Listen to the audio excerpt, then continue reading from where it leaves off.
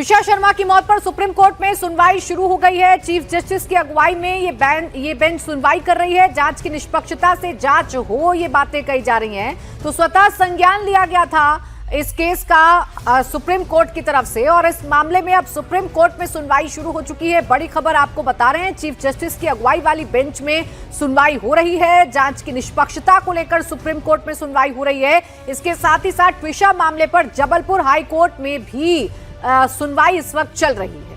तो ये बड़ी खबर है। अतुल भाटिया हमारे साथ जुड़ गए हैं। अतुल, आपके पास और क्या जानकारी है इस बारे में? देखिए अमित, मैं आपको बता दूं कि ये पूरा मामला जिस तरीके से कल सुप्रीम कोर्ट ने इस पूरे मामले में सुओ मोटो लिया था, बताया गया था, क्योंकि रजिस्ट्री से ये पूरा एक नोट जो है वो सीजीआई सूर्यकांत के पास गया था, जिसमें कहा गया था कि लगातार ये आरोप लगाए जा रहे हैं कि जो लड़की है ट्विशा, उसकी जो सास है वो जज नहीं है, रिटायर्ड जज है, उनके पति जो है वो वकील है, और निष्पक्षता के ऊपर सवाल किए जा रहे हैं। इसके बाद सीजीआई सूर्यकांत ने इसके ऊपर सुओ मोटो लिया। आज इसके ऊपर पूरे मामले पर सुनवाई चल रही है। जब सुनवाई शुरू हुई तो सबसे पहले सीजीआई ने कहा कि हमें जानकारी मिली है कि सीबीआई को जांच सौंपी गई है। इसके बाद सीजीआई ने कहा कि मीडिया की भी जिम्मेदारी से बनती है कि वो जिम्मेदारी से काम करे, किसी पक्ष के बयान के आधार पर दावे न किए जाए, ये सीजीआई सूर्यकांत ने कहा है। इसके अलावा यह भी कहा सीजीआई ने कि सीबीआई जिम्मेदारी से जांच करेगी, ऐसा हमें पूरा विश्वास है। इसके बाद जो मध्य प्रदेश सरकार की तरफ से सॉलिसिटर जनरल तुषार मेहता है, उन्होंने यह कहा कि मृतका के बारे में बयान दिए गए, उनकी सास ने जांच में सहयोग नहीं किया, अपना बयान दर्ज करवाने में आनाकानी की। ये तुषार मेहता जो सॉलिसिटर जनरल है, उन्होंने मध्य प्रदेश सरकार की तरफ से कहा। इसके बाद जो जज रही है गिरिबाला, उनके वकील ने कहा कि यह गलत है, ऐसी बात यहां नहीं करनी चाहिए। उन्होंने बयान अपने रिकॉर्ड करवाए हैं। ये जो पूर्व जज यानी कि जो त्रिशा की सास है, उनकी तरफ से कहा गया। और सीजीआई ने कहा कि कानून को अपना काम करने दिया जाए। मीडिया से अनुरोध है कि किसी पक्ष के बयान के आधार पर दावे ना करे। तो मीडिया से भी लगातार रिक्वेस्ट जो है वो सीजीआई सूर्यकांत कर रहे हैं। इसके बाद जो ये भी कहा, जो सीजीआई है, उन्होंने ये भी कहा कि कृपया साउंड बाइट के पीछे ना भागें। इसके बाद सॉलिसिटर जनरल ने कहा कि यह ठीक है, लेकिन इस केस में मीडिया के चलते ही कई बातें सामने आई हैं। ये तुषार मेहता जो सॉलिसिटर जनरल है एमपी सरकार की तरफ से, उन्होंने कहा कि मीडिया के चलते ही कई जो चीजें हैं वो सामने आई, मीडिया के चलते ही सब कुछ हुआ। सीजीआई ने कहा हम सभी पक्षों से कहते हैं कि प्रीमेच्योर बयानबाजी ना करें। तो सीजीआई ये कह रहे हैं कि प्रीमेच्योर बयानबाजी ना करें, ये सीजीआई की तरफ से कहा गया। इसके अलावा पीड़ित परिवार के वकील सिद्धार्थ लूथरा, उन्होंने कहा कि शुरू से ही सबूतों को नुकसान पहुंचाया गया। सीजीआई ने कहा हम किसी बात पर टिप्पणी नहीं करेंगे, सीबीआई जांच में सक्षम है, ये लगातार सीजीआई सूर्यकांत कह रहे हैं। गिरिराज सिंह की तरफ से के परिवार के वकील सिद्धार्थ दवे, उन्होंने कहा कि मैं भी अपने बचाव में कई बातें कह सकता हूं, लेकिन मैं अभी नहीं कह रहा हूं। सॉलिसिटर जनरल ने कहा कि डाइवोर्स डॉटर डेड डॉटर से अच्छी है। तो आप देखिए किस तरीके की दलीलें जो है वो सुप्रीम कोर्ट में दी जा रही है। जो सॉलिसिटर जनरल उन्होंने कहा कि डाइवोर्स डॉटर वो डेड डॉटर से अच्छी है। लड़की के परिवार को भी उनकी शिकायतों पर समय रहते ध्यान देना चाहिए था, ये सॉलिसिटर जनरल ने कहा। इसके बाद कोर्ट ने अपना आदेश लिखवाना शुरू किया। जो सीजीआई उन्होंने कहा कि 12 मई को 33 साल की त्विशा की संदिग्ध मौत हुई। मीडिया रिपोर्ट में पुलिस जांच की निष्पक्षता पर सवाल उठाए गए। मृतका के पति वकील और सास रिटायर्ड जिला जज रही है। ये जो सीजीआई सूर्यकांत है वो कह रहे हैं नैरेटिव बनाया गया कि जांच साफ सुथरी नहीं है, इसके चलते हमने संज्ञान लिया। तो सीजीआई ये कह रहे हैं कि नैरेटिव ये बनाया गया कि जांच साफ सुथरी नहीं चल रही है, इसके चलते हमें संज्ञान लिया। इस बीच मध्य प्रदेश हाईकोर्ट ने भी कुछ कदम उठाए हैं, ये सीजीआई सूर्यकांत ने कहा।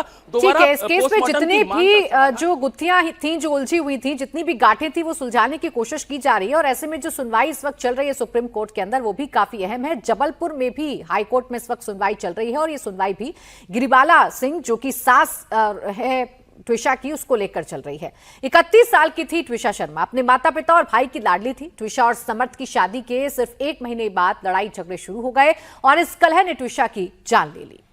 अब तकदीर का खेल देखिए कि 13वीं पर ट्विशा का अंतिम संस्कार हुआ। भाई आशीष ने बहन को मुखाग्नि दी। कल जब ट्विशा को श्रद्धांजलि दी जा रही थी, तब उसके पिता ने जो कहा वो आपका सीना चीर देगा। नवनिधि शर्मा ने कैसे अपनी बच्ची को याद किया, सुनिए। जब भी वो हमारे साथ रहती थी तो रात में गुड नाइट बोलने आना, उसका माथे पे मेरे को किस करके जाना, मम्मी को किस करके जाना। अब पता नहीं कैसे रह पाएंगे। सभी लोगों का मैं तुम्हें बहुत धन्यवाद करता हूँ कि उसको न्याय मिलेगा। ये सुप्रीम कोर्ट है और सीजीआई ने जो संज्ञान लिया है, ये बहुत ही अच्छा लग रहा है। सभी को उम्मीद बड़ी हुई। और कई सवाल हैं जिनके जवाब मिलने अभी बाकी है। ट्विशा के साथ ससुराल में क्या हुआ था? 12 मई की रात ऐसा क्या हुआ कि ट्विशा ने अपनी जिंदगी खत्म करने की ठान ली? इसके कई ऐसे अनसुलझे सवाल हैं। सवाल ये कि ससुराल में ट्विशा के साथ क्या हुआ था, आखिर क्या है 12 मई की शाम का सच? क्या ट्विशा का मर्डर हुआ? वो पार्लर से लौटी तब खुश थी, फिर क्यों सुसाइड कर लिया? इसके लिए ट्विशा ने खुली छत क्यों चुनी, जबकि अक्सर फांसी लगाकर आत्महत्या की घटनाएं बंद कमरों में की जाती हैं? अगर ट्विशा की हत्या हुई तो इसमें उसकी सास और पति का क्या रोल है? मर्डर हुआ तो इसका मोटिव क्या था? सुसाइड था तो शरीर में चोट के निशान कहां से आए? सवाल यह भी कि क्या ससुराल में ट्विशा से मारपीट की गई थी? और हमारे साथ अनुराग जुड़ गए हैं। अनुराग, एक तरफ जहां पर सुप्रीम कोर्ट में इस वक्त इस पूरे मामले में सुनवाई हो रही है, दूसरी तरफ किस तरह के आपके पास कुछ अपडेट आए हैं, कुछ बयान आया है परिवार की ओर से, क्योंकि मामला अब सुप्रीम कोर्ट में है?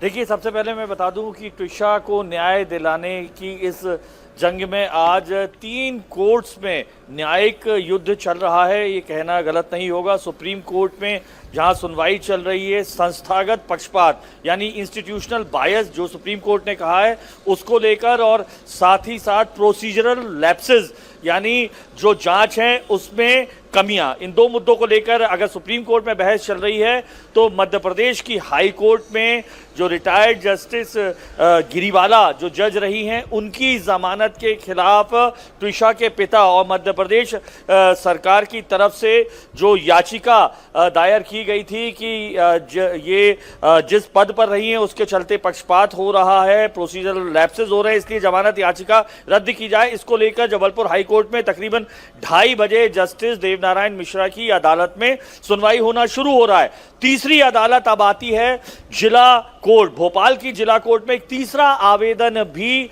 जो है उस पर भी आज सुनवाई होनी है। वो आवेदन ट्विशा के परिवार वालों की तरफ से दिया गया था कि समर्थ और उनकी मां गिरीबाला सिंह के 12 तारीख से लेकर 20 तारीख तक के कॉल रिकॉर्ड्स की बाकायदा जांच हो। इसके अलावा एम्स में जो सीसीटीवी फुटेज है उसे भी प्रिक्योर सिक्योर किया जाए। यानी देश की 3 बड़ी अदालतों में आज ट्विशा को न्याय दिलाने के लिए एक जंग चल रही है, कानूनी जंग तो गलत नहीं कहा जाएगा। सुप्रीम कोर्ट में सुनवाई, जैसा कि अतुल भाटिया मेरे सहयोगी ने बताया, परिवार को भरोसा है कि ट्विशा को देर से ही सही लेकिन इंसाफ जरूर मिलेगा। शुक्रिया अनुराग और अतुल आपका हमारे साथ जुड़ने के लिए, तमाम जानकारी हमें देने के लिए।